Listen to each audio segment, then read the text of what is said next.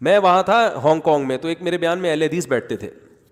اچھا, وہ مجھ سے کراس کویشچن بہت پوچھتے تھے بیان کے فوراً بعد, تو میں بڑا خوش ہوتا تھا, میں بیٹھاتا تھا, میں نے کہا آرام سے بیٹھو. بڑی گپ شپ ہو گئی میری ان سے, دوستی ہو گئی. انہوں نے کہا یار جو بھی جس سے بھی سوال پوچھو وہ عام طور پہ غصہ ہو جاتا ہے, آپ کم از کم تمیز سے جواب دے دیتے.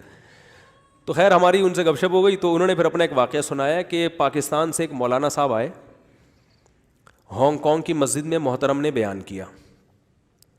اب ہانگ کانگ کی مسجد جو ہے نا, وہاں اس میں مفتی ارشد صاحب ہوتے ہیں, وہ گورنمنٹ کی لیول پہ وہاں کے مفتی اعظم, یعنی ان کو گورنمنٹ نے بنایا ہوا ہے مسلمانوں کے لیے, بڑی ان کی وہ یعنی وہاں پر ان کا ایک نام ہے. تو ان کے اپلیکیشن پہ ویزا مل جاتا ہے ہانگ کانگ کا, ورنہ ہانگ کانگ کا ویزا پاکستانیوں کے لیے بہت مشکل ہے. مجھے بھی انہوں نے انوائٹ کیا تھا.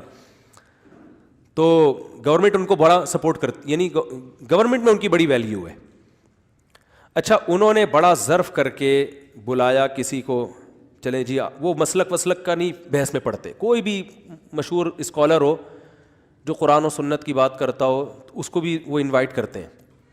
تو پاکستان میں آپ کو پتہ ہے مسلک ہول سیل کے حساب سے. خیر ایک مولانا صاحب چلے گئے, وہ مولانا صاحب نے وہاں پر انہی کی مسجد میں انہوں نے اپنے ممبر پہ بٹھایا, مسلکی اختلاف کے باوجود کہ آپ یہاں بیٹھیں اور بیان کریں.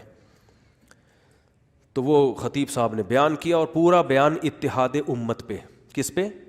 امت کو جوڑنا ہے, امت کو کیا کرنا ہے, محبت, مسلک پرستی نہیں ہے, جوڑ, پشتو میں کہتے ہیں نا جوڑ توڑ سنگے مڑوڑ, سنا ہے نا. ہمارے جو دوست جب ملتے ہیں نا تو ہمیں یہ لفظ سمجھ میں آتا ہے, جوڑ توڑ سنگے مڑوڑ انڈی ولان خا دے دغت خو ندی کڑے. کوئٹہ کی پشتوں میں کہتے ہیں دغت مغت خو ندی کڑے, اور لگی تستا ماچس کو کہتے ہیں. پشاور کی اور کوئٹہ کی پشتوں میں بڑا فرق ہے. تو ہمارے ایک دوست تھے بڑے مزاحیہ, وہ پھر جب ملتے تھے نا ہمارے شاگردوں سے وہاں کوئٹہ میں, تو کہتے تھے جوڑ توڑ سنگے مروڑ شینی ہتھوڑے کشمش پکوڑے. وہ پوری گردان سنانا شروع کہتے, بھائی کیا بول رہے ہیں, کہہ رہے ہیں یار ہمیں تو یہ سمجھ میں آ رہا ہوتا, آلو بخارے چھینی ہتھوڑے کشمش پکوڑے وہ سب لگا دیتے تھے ساتھ میں. تو خیر ان کو بلایا محترم کو, انہوں نے ممبر پہ بیٹھ کے بیان کیا اتحاد امت, ایک دوسرے کو. اب کیا ہوا, یہ اہل حدیث بیٹھے ہوئے تھے یہاں پہ نا, یہ مجھے اپنی کارگزاری سنا رہے تھے کہ میں اس بیان میں بیٹھا ہوا تھا. جیسے ہی جمعے کی نماز کا ٹائم آیا ہے تو محترم نے کہا ہم ان کے پیچھے نماز بولو بھائی, مفتی ارشد صاحب کے پیچھے نماز, جنہوں نے انوائٹ کیا اپنے ممبر پہ بٹھایا ہے, بھائی اپنی مسجد دی. آج کل کون کسی کو اپنا ممبر دیتا ہے, مسجد دیتا ہے بیان کرنے کے لیے. وہ اتنے براڈ مائنڈیڈ کہ آپ کو بٹھا رہے ہیں کہ چلو یار اللہ رسول کی بات ہی ہوگی نا, کیا ہوتا ہے مسلک سے. تو این جب جمعے کی, اچھا وہ غیر مسلم ریاست ہے, بعض دفعہ جمعے میں بہت سے غیر مسلم بھی آ رہے ہوتے ہیں, وہاں ہر ہفتے غیر مسلم مسلمان ہوتے ہیں الحمدللہ. ہانگ کانگ میں انہوں نے مجھے بتایا بہت تیزی سے اسلام پھیل رہا ہے الحمدللہ. تو اب جو نئے نئے مسلمان ہوئے ہیں ان پہ کتنا برا اثر پڑے گا نا, کہ ابے یار ان کے تو اتنے اختلاف ہیں, اتنا بڑا مجمع ان محترم کے پیچھے جمعے کی نماز پڑھ ہی نہیں رہا. تو چلو یار آپ بعد میں دہرا لینا, فی الحال سیاستاً پڑھ لو ٹھیک ہے نا, پبلک کو دکھانے کے لیے پڑھ لو, غیر مسلموں پہ برا اثر نہ جائے. غیر مسلموں پہ کتنا برا اثر پڑے گا, جو نئے نئے مسلمان ہوئے ہیں یا ہونے والے ہیں, وہ کہیں گے یار اتنا میٹھا بیان اور نماز نہیں پڑھ رہے. اب وہ جو حضرت مفتی ارشد صاحب تھے انہوں نے کہا کہ بھائی یہاں میں آپ کو مصلی پہ کھڑا کر دیتا, میں آپ کے پیچھے پڑھ لیتا, لیکن گورنمنٹ کی طرف سے مصلی پہ کسی اور کو کھڑا ہونے پر پابندی, کیونکہ پہلے اس طرح کے کچھ اختلافات ہو چکے ہیں پھڈے وڈے. تو گورنمنٹ نے لا بنا دیا ہے کہ چاہے کوئی بھی ممبر پہ بیان کرے گا نماز یہی پڑھائیں گے, ان کے علاوہ کوئی اور نہیں پڑھائے گا. میں جب گیا تھا نا بیان کرنے تو بھی میں نے نماز نہیں پڑھائی وہاں پہ. انہوں نے کہا آپ, ہم خواہش تھی کہ آپ نماز پڑھائیں, لیکن یہ قانون یہاں پر ہے, یعنی کمیٹی کی طرف سے بھی اور شاید گورنمنٹ کی طرف سے بھی, کہ نماز آپ نہیں پڑھانی ہے. حکومت تو نہیں چاہتی نا لڑائی جھگڑے ہو, مسلمان تو پوری کوشش کرتے ہیں کہ ہو, لیکن غیر مسلم ریاست بھی غیر مسلم ہو کے نہیں چال رہی تھی کہ ان میں آپس میں کیا ہو, پھڈے ہوں ٹھیک ہے نا.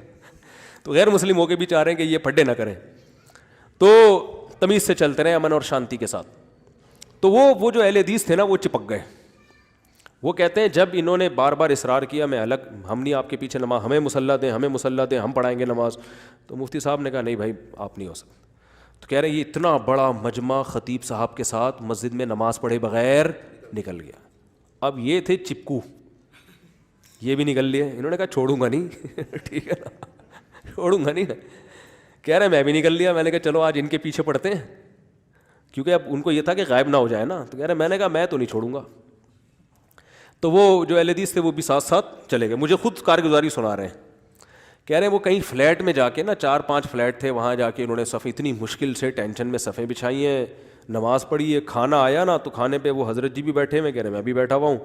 تو کھانے پہ جناب میں نے یہ ان سے سوال کیا کہ سر آپ نے, حضرت جی آپ نے اتحاد امت پہ بڑا پیارا بیان کیا لیکن اتنا بڑا آپ نے یہ حرکت کی ہے, یہ کیا ہے, اس سے امت متحد ہوگی؟ تو کہہ رہے ہیں جیسے ہی میں نے کہا نا تو ان کے سارے جو مریدین ہوتے ہیں نا, وہ ایک سیاستدان تقریر کر رہا تھا نا, کہ ایک سیاستدان تقریر کر رہا تھا تو اس کو وہ ہوتے ہیں نا اسسٹنٹ ہوتے ہیں ان کے, وہ پہلے اپنے جو لیڈر کی تعریفیں کرتے ہیں کہ آپ یہ ہیں تو یہ ہیں, آپ یہ بادشاہ ہیں تو آپ جو ہے نا ان کی عوام ہیں, یہ لیڈر ہیں تو آپ ان کے ماتحت ہیں, ایسے کر کے وہ. تو ایک نے کہا یہ دیگ ہیں تم ان کے چمچے ہو یہ دیگ ہیں تم ان کے چمچے ہو. تو وہ جتنے چمچے بیٹھے ہوئے تھے نا, کہہ رہے ہیں جب میں نے ان سے کہا کہ حضرت اچھا یہ ہوشیار بہت تھے, بڑی تمیز سے اعتراض کرتے تھے نا, ایسے گھننے بن کے بڑے آرام سے, کہ لگے نہ کہ اعتراض کر رہا ہوں, کیونکہ میرے پر بہت سارے اعتراضات کر چکے تھے یہ تو مجھے لوگوں نے کہا کہ ان سے ہوشیار رہنا. میں نے کہا آنے دو انشاءاللہ کوئی مسئلہ نہیں ہے کرنے, لیکن مجھ سے مطمئن تھے وہ الحمدللہ. وہ مولانا ابوالکلام آزاد جو تھے نا وہ پاکستان بنانے کے قائل نہیں تھے, مولانا اشرف علی تھانوی قائل تھے. تو کسی نے مولانا اشرف علی تھانوی رحمۃ اللہ علیہ سے فرمایا کہ ابوالکلام آزاد آپ سے پاکستان کے بارے میں بحث کرنا چاہتے ہیں. اور ابوالکلام جو تھے نا یہ واقعی کلام کے بڑے ماسٹر بھی تھے, بڑا بولنا آتا تھا ان کو. تو حکیم الامہ نے فرمایا کہ ابوالکلام کو آنے دو, آئے گا تو جد الکلام کو پائے گا. ابوالکلام کا مطلب کلام کا باپ.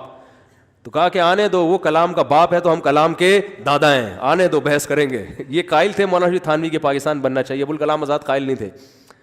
تو کہنے تھا ابوالکلام کو آنے دو, ابوالکلام آئے گا تو ادھر کس کو پائے گا, جد الکلام کو پائے گا ٹھیک ہے نا. تو میں نے ان سے کہا, میں نے کہا کرنے دو بھائی, وہ نیک آدمی تھا بیچارہ, بہت ساری جگہوں سے نا وہ مار کھایا ہوا تھا نا, اتنے سارے فرقے دیکھ دیکھ کے آدمی تو ویسے ہی پاگل ہو جاتا ہے نا. تو وہ اہل حدیث جو تھے نا وہ چپک گئے. تو انہوں نے مجھے بتایا کہ میں نے پھر ایسی کلاس لی نا اس کی, میں نے کہا سارا بیان یا تو اس موضوع پر بیان نہ کرتے, محبت اور الفت اور ہم سب مسلمان ہیں, ہمیں محبت سے رہنا چاہیے, اتنی کچھ کوئی اور ٹاپک چھیڑ لیتے یار, ٹھیک ہے نا. تو کہہ رہے ہیں وہ ان کے چمچوں نے مجھے ایسا پکڑا ہے, بولے چپ, گستاخی کر رہا ہے اور یہ کر رہا ہے اور وہ کر رہا ہے, کہہ رہا ہے مجھے خاموش کرا دیا. لیکن کہہ رہے ہیں میں نے ڈوز الحمدللہ دے دی کہ سارے گھننے نہیں ہوتے, سارے عقیدت مند نہیں ہوتے, بہت سے لوگ نوٹ کر رہے ہوتے ہیں بہت سی چیزیں, سمجھ میں نہیں آ رہی بات, میرا خیال ہے. تو عقیدت کی آنکھیں اندھی آنکھوں سے مت دیکھو میرے بھائی, عقائد پہ کمپرومائز مت کرو.